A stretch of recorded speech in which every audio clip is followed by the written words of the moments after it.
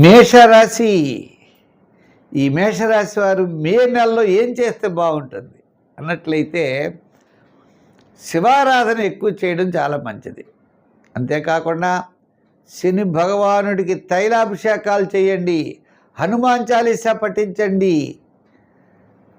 హనుమాన్ చాలీసాతో పాటు సుందరకాండలో ఏదైనా ఒక ఆంజనేయ స్వామి శ్లోకం వచ్చినట్లయితే ఆ శ్లోకాన్ని పారాయణ చేయండి. అవకాశం ఉన్నప్పుడు తౌలుపాకుల మీద ఓం శ్రీరామ శ్రీరామ అని రాసి ఆ తౌలుపాకుల దండ ఆంజనేయ స్వామికి వెయ్యండి.